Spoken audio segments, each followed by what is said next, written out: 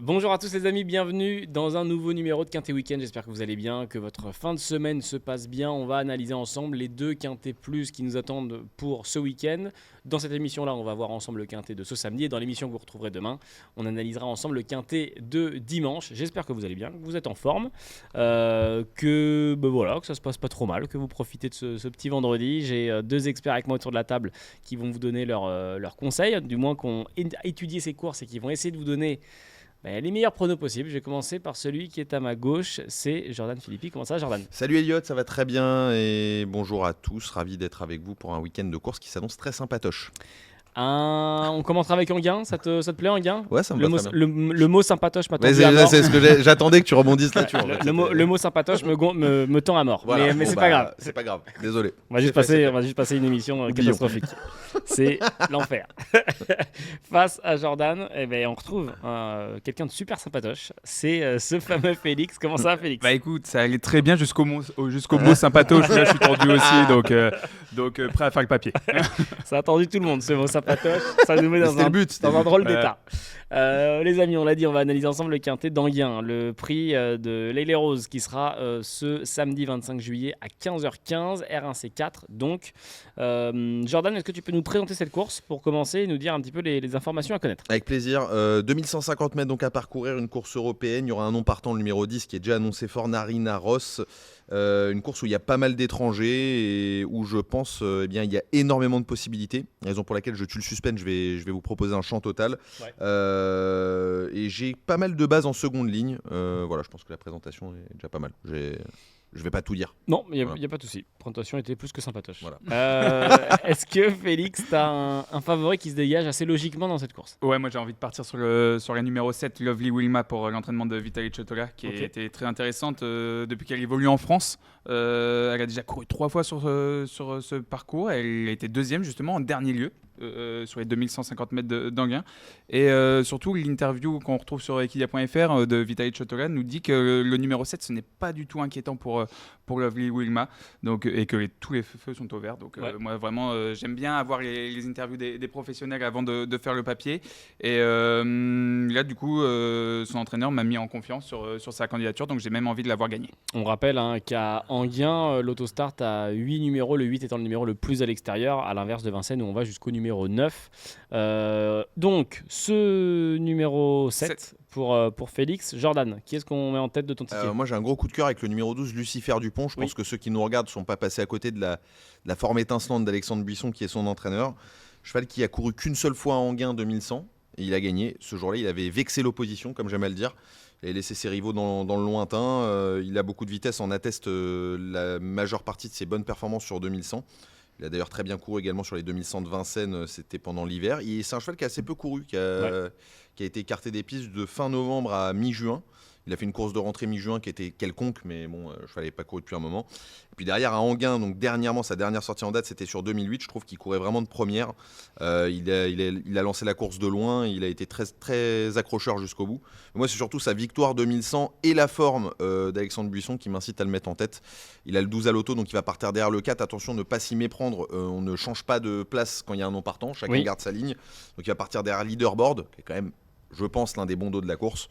Donc tout ça mis l'un dans l'autre me fait dire que c'est un bon point d'appui. Le fait de s'élancer en seconde ligne, tu l'as dit, alors il aura le dos du 4, Leaderboard, qui devrait faire partie sûrement des favoris. Avec et des plus rapides aussi. Voilà, on va sûrement en parler, mais donc du coup le fait d'être en seconde ligne et derrière ce numéro 4, ça peut, en tout cas, tu penses pas que ça peut lui poser de problème ? Je pense même que ça peut être un avantage. Ok. Ouais. Numéro 12, donc Lucifer Dupont pour la préférence de Jordan. Si on se concentre sur les accessites, les gars, Félix, qui tu vois venir accompagner ton favori, vos favoris sur le podium ? Alors pour le podium, j'ai gardé 2 candidatures, donc le numéro 5, Lady Bird Janila, et le numéro 4, on en a parlé déjà un petit peu, Leaderboard.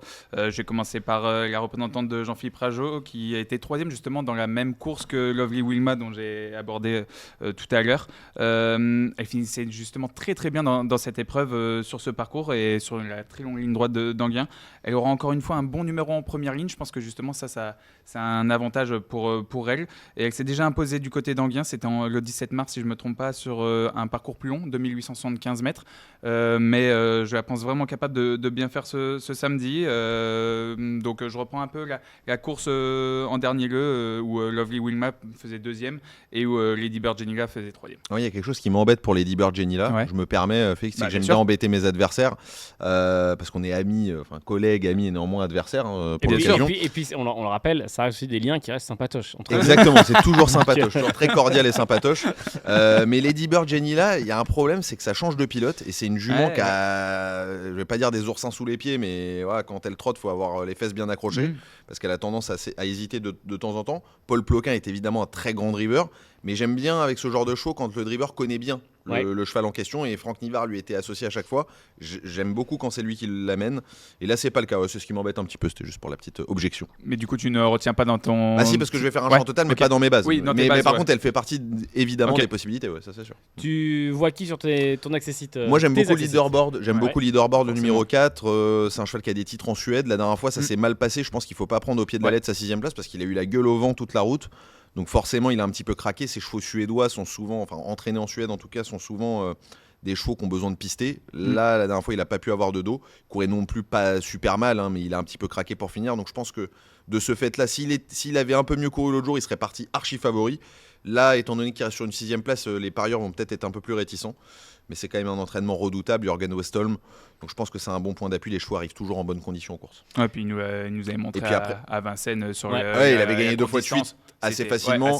Et en allant devant, qui plus est, en portant le poids de la course. Et puis après, en 3ème base, je vais tuer le suspense. Je suis d'accord avec Félix. Lovely Wilma, c'est un très bon point d'appui. Elle fait toutes ses courses. Je vois pas comment elle va sortir des 5. Leaderboard dont tu parlais, numéro 4. Deux émojis verts des parties de course. Leaderboard donc 4. Et Lâche Périne aussi, numéro 6. Avec Alexis Colette. Vous retenez ou pas ce numéro 6? Juste par rapport moi dans mes associés, oui, parce que je fais un champ total et c'est d'ailleurs la raison du champ total, parce que je pense qu'il y en a énormément qui peuvent être 3, 4, 5. Il y en a énormément et Lâche Périne en fait partie. Maintenant, je pense pas qu'il ait une marge énorme, mais c'est pas nul. La dernière fois, il a trotté 12,5 sur ce parcours-là. Donc oui. Tu retiens, Félix? Non, moi je retiens pas. J'ai fait un ticket en 6. Justement, du coup, j'ai gardé 6 bases. Et j'ai notamment gardé, peut-être pour une cote, plutôt l'As Loyal du Choquel. Justement, qui avait été très intéressant cet hiver du côté de Vincennes, où il avait brillé à 2 reprises. L'entraîneur Nicolas Brideau se veut confiant avant l'épreuve. Ils vont changer de tactique. Avant, ils drivaient de façon offensive. Là, ça ne sera pas le cas cette fois-ci. Benjamin Rochère s'entend très très bien avec Loyal du Choquel. Donc j'ai envie d'aller aussi sur les tandems qui fonctionnent bien.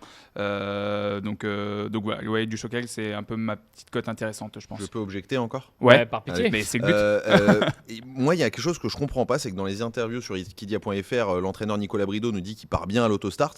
Moi, je sais pas, je crois que ce que je vois, je suis comme Saint-Thomas. J'ai vu les 2 dernières fois qu'il a couru 2100 autostart, il est parti pleine charge. Donc, je sais pas, c'est ma réserve. Il a dit qu'il fallait pas trop prendre en compte ça, que ça s'était mal passé. Ouais. Bah écoute, je l'ai pas écarté parce que dans mon champ total, et ça fait sur ce qu'il a fait de mieux, c'est un vrai cheval. Attention, Loyer du Choquel, il a fait des trucs à Vincennes très intéressants. Moi, c'est ce départ auto qui me gêne un peu. Alors, on l'a compris, Jean, tu vas faire un champ total, mais si tu avais une petite cote, une surprise peut-être à aller dénicher dans cette course, tu allais tirer vers qui? J'irai, alors je sais pas si ça va faire partie des surprises, mais je pense que oui, le 13 Farah Jawan. Ça, c'est ma championne. Je l'ai touchée quand elle avait gagné à Anguin 2100 il y a quelques mois de ça. L'autre jour en Italie, ça s'est mal passé. Elle venait pour faire l'arrivée, elle a fait la faute pour finir, mais son driver Gabi Gelormini nous dit qu'elle avait encore de la sauce. Elle adore 2100 piste plate, comme ça, c'est en plein son sport. Le fait d'être en seconde ligne, c'est pas du tout un problème parce qu'elle a besoin d'être cachée, donc limite c'est pas un désavantage, presque un avantage. Donc je pense que la cote sera belle parce que c'est une jument face au mâle, parce qu'elle a le 13, parce qu'elle est ferrée, quasiment elle est que plaquée. Donc les parieurs, quand ils voient ferrée, ils ont un petit peu peur, ils jouent pas. Donc ça, c'est marrant. Farah Jawan, numéro 13. Messieurs, je vous propose qu'on découvre votre combinaison Quintet Plus pour justement cette course dont on parle depuis tout à l'heure, qui sera le support du Quintet Plus, le prix de l'Aile et Rose R1 C4. Départ 15h15, je le rappelle, ce sera ce samedi 25 juillet. On est tout oui. Félix, Allez. On t'écoute pour ton ticket. J'ai déjà parlé de pas mal des chevaux de ma sélection, donc un ticket combiné en 6 chevaux avec le numéro 7 Lovely Wilma, on en a parlé longuement dans cette émission, le 5 Lady Bird Jenila, le 4 Leaderboard, et derrière le podium je retiens le numéro 3 Linat Vandel qui est une jument assez compliquée de la famille Abrivard, mais si elle reste trop, je pense que sur ses meilleures performances elle peut aller chercher un résultat. Le numéro 11 Mr Lion qui a été malheureux en dernier lieu sur ce parcours. Ça, c'est amusant. Ouais, ça peut bon être pari, ça. très amusant. Donc, le numéro 11, Mr. Lion, et l'As Loyal du Choquel, j'en ai parlé dans cette émission. Combiné donc en 6 chevaux, 7, 5, 4, 3, 11 As pour la combinaison de Félix. Jordan, donc ton champ total, on va découvrir tes bases. Et ben moi, ce sera Lucifer Dupont en tête, le numéro 12. En deuxième position, Leaderboard, le 4 pour les raisons que j'ai évoquées. Lovely Wilma, tout à fait raccord avec Félix. Et en quatrième, donc le 7. Et en quatrième position, le 13 Farah Jawan. 12, 4, 7, 13, 1 X. Un ticket à 11 € en flexi 50% champ total. Regret, l'ami Mr. Lion qu'a évoqué Félix. J'ai failli le mettre en quatrième base à la place de Farah Jawan, mais étant donné qu'il a fait la faute un peu sans raison l'autre jour, ça m'a déchauffé. Ouais. 12, 4, 7, 13, 1X et donc champ total pour la combinaison de Jordan dans ce Quintet Plus du côté d'Anguin. Vous avez donc les combinaisons de Jordan et de Félix. Libre à vous de mélanger un peu ça, de faire confiance à l'un ou à l'autre ou de nous dire en commentaire ce que vous auriez fait. Merci beaucoup Jordan. Merci à toi Elliot, merci Félix. Merci Félix. Merci, on se retrouve pour le Quintet de Mont-Marsan. Exactement, on va attaquer aussitôt pour le deuxième épisode que vous retrouverez ce samedi, donc pour le Quintet de ce dimanche. Très belle fin de semaine à tous, très bon week-end et on se voit ce samedi pour analyser ensemble le Quintet de dimanche. Ciao.